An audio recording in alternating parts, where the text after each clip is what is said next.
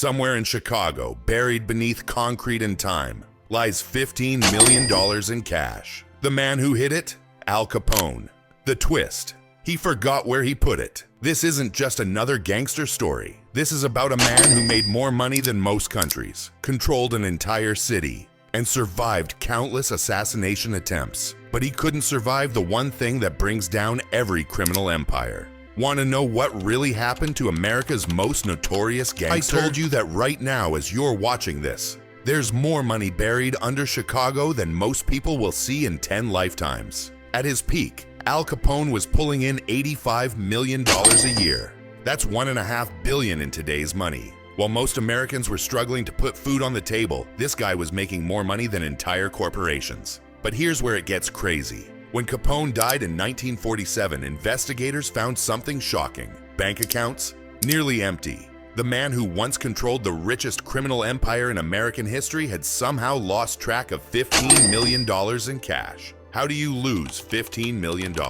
Simple. You bury it in different locations across Chicago, then get a brain disease that makes you forget where you put it. Capone himself confessed to his family, "I buried the box, but when I went to dig it up after I got out of prison, I couldn't find it." Can you imagine?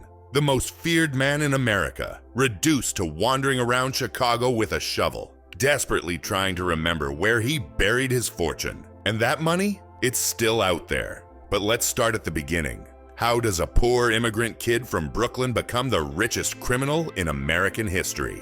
January 17th, 1899, Brooklyn, New York. A fourth child is born to Italian immigrants who came to America with nothing. His name, Alphonse Gabriel Capone. His father worked as a barber, his mother as a seamstress. They had 9 kids total, and money was always tight. Al was smart, but he had a temper that would define his entire life. At 14, he got into an argument with his teacher. What did he do?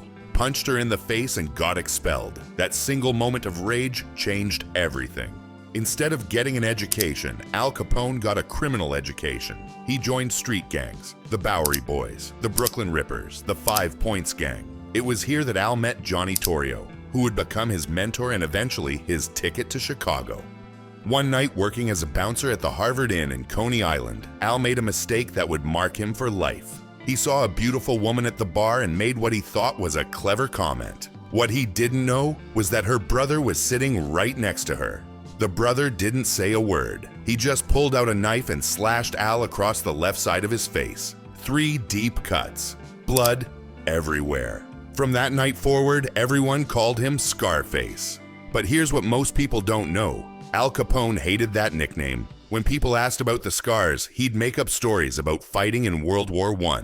The truth: he got his face cut for being disrespectful to a stranger in a bar. This was 1917. Al was 18, working in brothels and gambling houses. It was during this time that he contracted syphilis from one of the prostitutes. This disease would eventually destroy his mind and cost him everything. But in 1920, something happened that would change Al Capone's life forever. The United States government made alcohol illegal. Think about that. One day, having a beer is perfectly legal. The next day, it's a federal crime. Did people stop drinking? Of course not. They wanted it more than ever.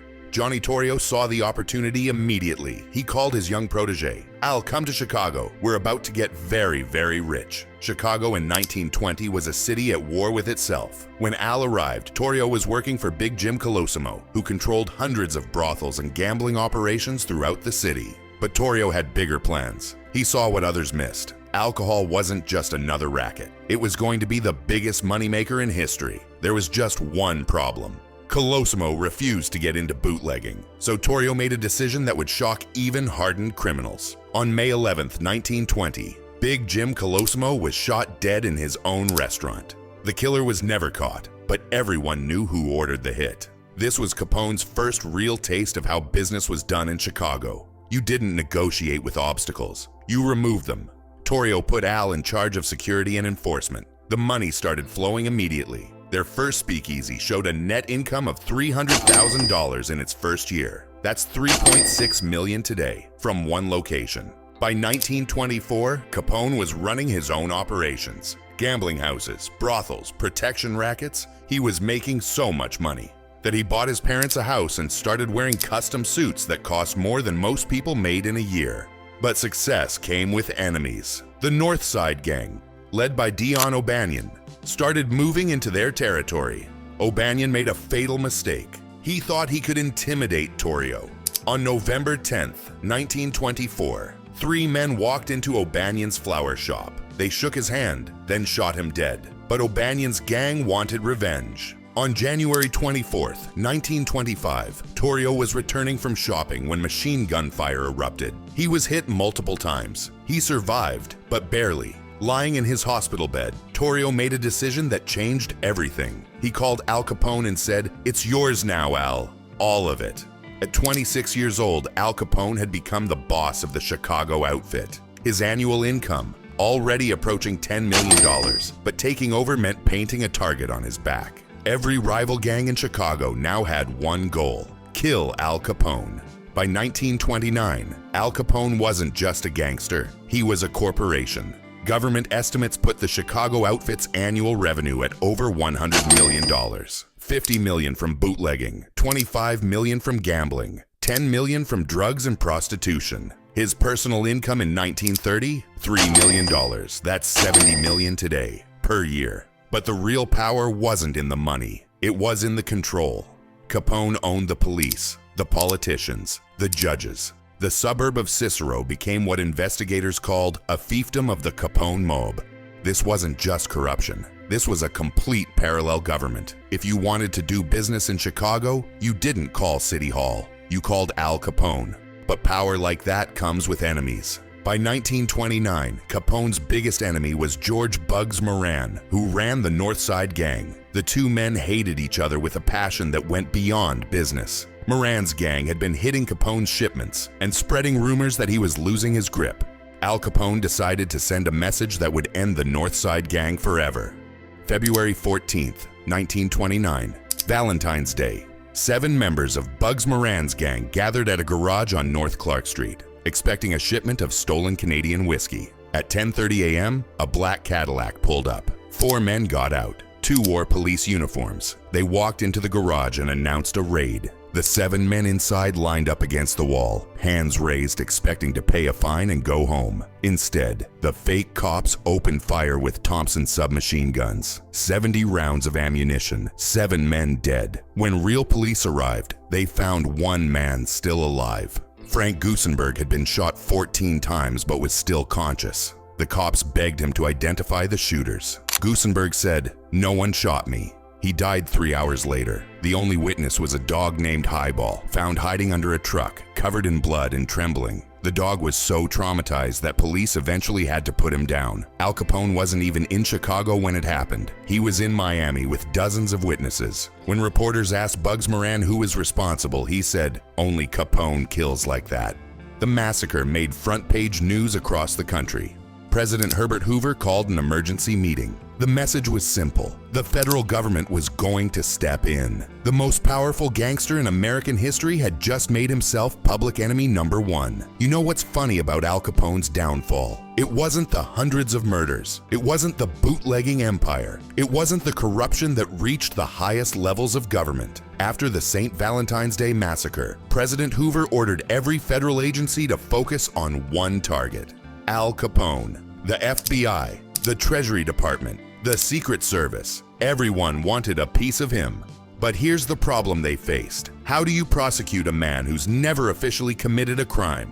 Capone was smart. He never left fingerprints on murder weapons. He never put his name on illegal businesses. He always had alibis for major crimes. The feds were frustrated until someone remembered a 1927 Supreme Court ruling. The court had decided that illegally earned income was still subject to federal income tax. It didn't matter how you made your money. If you made it, you had to pay taxes on it. Suddenly, the government had a new strategy. They didn't need to prove Capone was a murderer. They just needed to prove he was rich. And proving Al Capone was rich?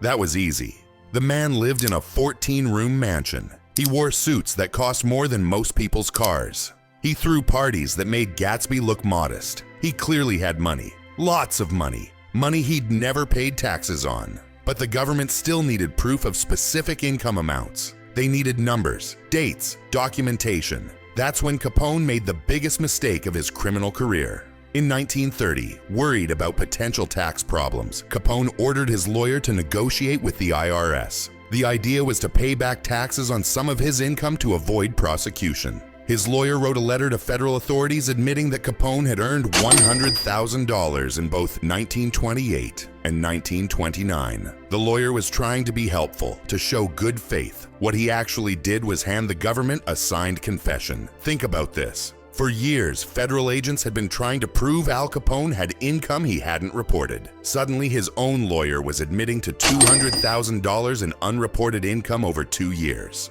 The court will not be bound by any agreement between the prosecution and defense. Wilkerson announced, "Mr. Capone, you may withdraw your guilty plea and face trial, or accept whatever sentence this court deems appropriate."